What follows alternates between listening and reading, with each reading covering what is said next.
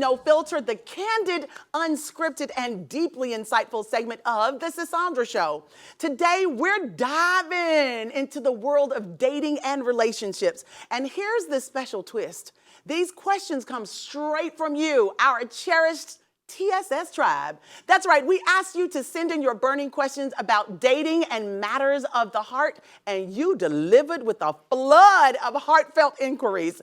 We have dating expert here, Miss Natalie Alexander, and to give y'all some no-filtered advice, she is going to just be as transparent as ever. Are you ready? I'm ready. All right, let's do this. So the first question is from Christina. Christina says, hey there, I've been married for several years and we're experiencing a lack of intimacy. How can we rekindle the romance and rebuild the emotional connection in our relationship? Okay.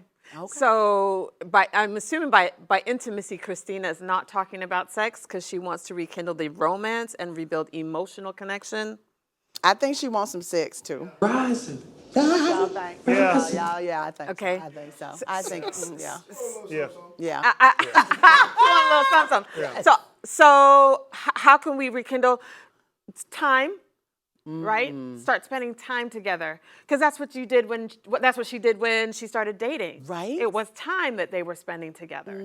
Time with conversation, time with talking about sex, what he wants to do to her, what she would like to be done to her, what she wants to do with him, to him, and for him. Oh. Okay. So we want to. Did that ever just get a little too scripted for you? Right? Can it ever just be a little, like, I don't know.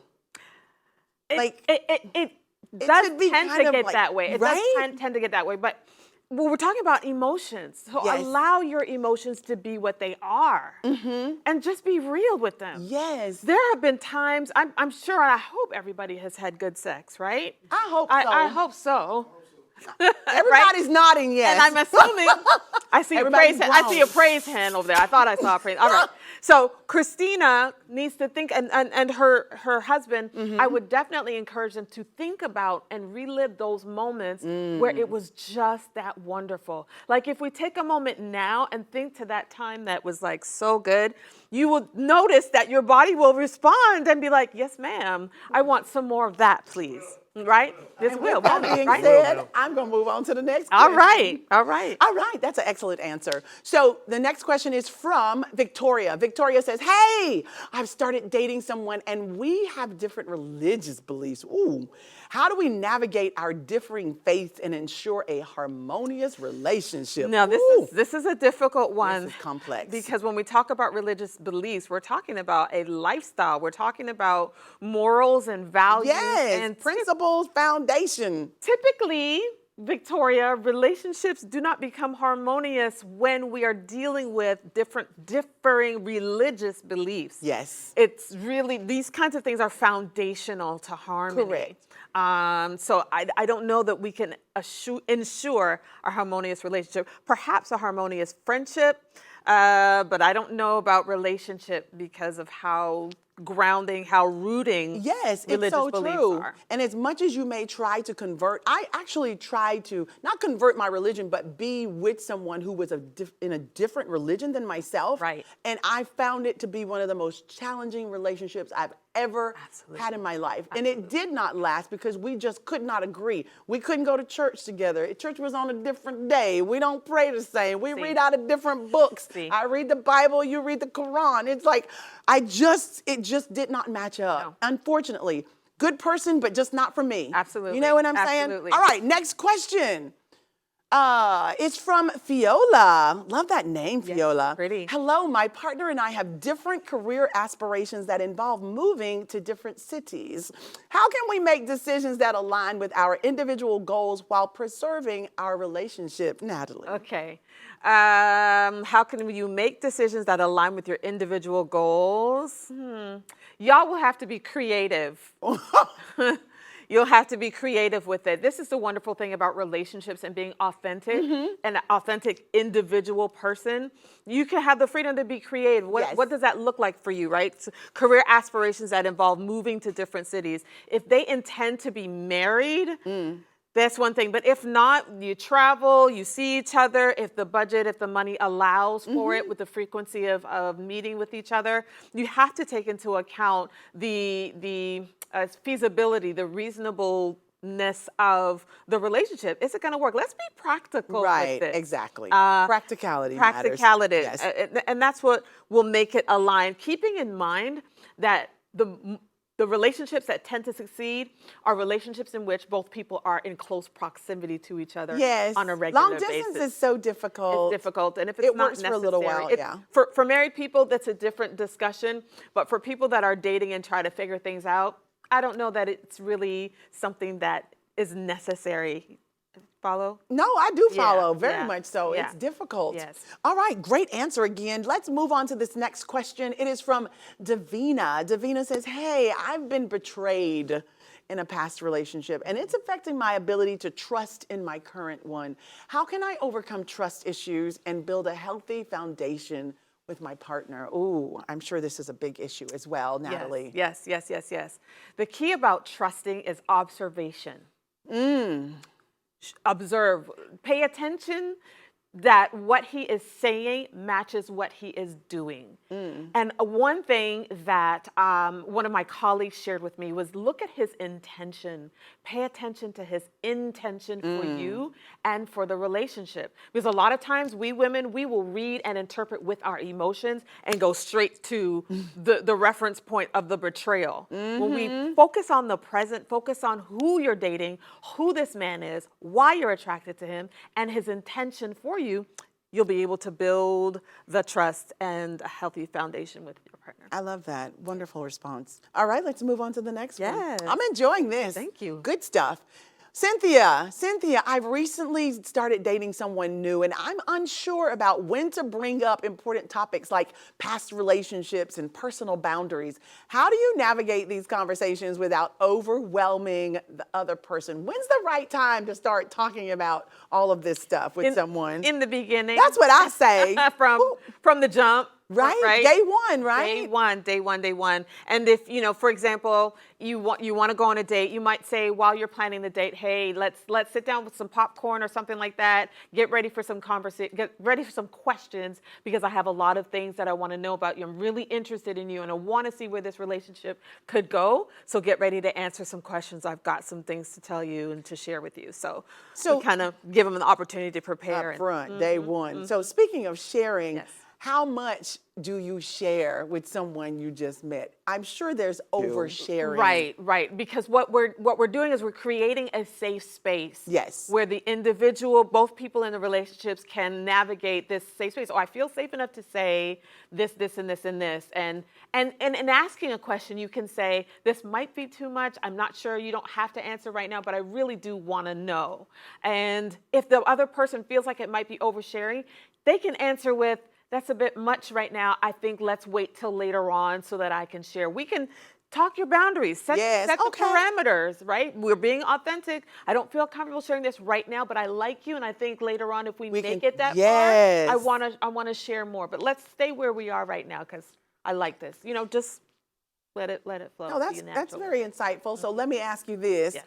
Past relationships, when you meet someone and they're talking about their past relationship, how much do you accept or how much do you observe the word you use, observe that they've kind of healed from that? How do you know they're ready for this next relationship? That's what I want to ask you. Right. So when you ask them about their past relationships and their answer is full of, well, she didn't and she did, or he's talking about, well, this baby, mother of my child, baby mama, she's this. And when they have a tendency to blame the past partner, they're not over it.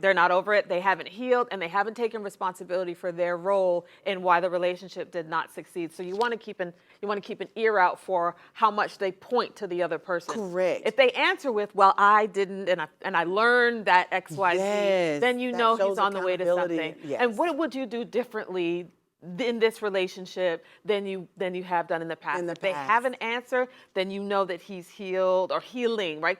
Because healing is a journey. It's a process. And we don't expect all things over, cut and done. There's going to be some residual Yes. from past relationships. We just don't want to carry it over. Well, do you think there's a certain amount of time you should let lapse before you go into another relationship? Excellent question. Talk to me. Minimal 1 year before moving into another relationship. Minimum 1 year. But what's the average of people moving on after a relationship? Come on now. Ooh. Like lunch. 5 minutes, 5 minutes. No, like 5 minutes, 10 minutes. We hang up, start another one. Right, because Wow. we have become such an emotional set of people that we don't allow ourselves to process the grief of the last relationship. Right. Grief is not easy. It is not. The grief of our expectations of what the relationship should have been or could have been. We need to allow ourselves 6 months at least. I said a year, 6 months Yes. to a year to grieve the relationship. Now, it depends on how the relationship was. It also depends on how long that relationship lasted. And some people, we know, end the relationship before the relationship ends. Correct. Emotionally. They're ends. physically there, but mentally like, what's that song? Your body's here with me, but your mind is on the other side of town. That part. That song. Y'all Right. don't know nothing about that, do you? No. Come on. They're like, no. Who knows that song? Okay, thank you. Thank you so much. But true, like you're there physically, but mentally you're just gone. So we want to take that into consideration and always keep the conversation open. And once again, if they're still talking about the other person and making references and comparisons, if they're emotionally responding to something that doesn't match what's happening here, Right. you know that they haven't emotionally left or healed from the past relationship. Wow, that's deep. Okay, last question. Okay. All right, this one is from Tommy. Tommy says, hi, I'm in a relationship, but we're struggling with jealousy and insecurity. What steps can we take to build trust and ensure a healthy, secure partnership? Excellent question. The first part, first and foremost, is self-esteem. We have to focus on who you are, who you are as a person, as an individual. Yes. Healing childhood traumas. And right, I mean, side note, what I do work with my clients is detaching your trigger from your trauma. Ooh, And so that's good. Yes. Detaching your trigger from your trauma, y'all. Come on. Right, I love right, that. Right. So we want to detach that so that in the relationship, you're not triggered all the time in Correct, the relationship correct. because of your Because of the trauma you because of the experienced. which will affect your self-esteem. So we want to heal that sense of self. We want to get a Yes. sense of who I am, what my boundaries are, what I want for myself. Then we can talk about security of myself and security within this relationship. Yes. It won't matter who my partner is talking to because I'm okay with me.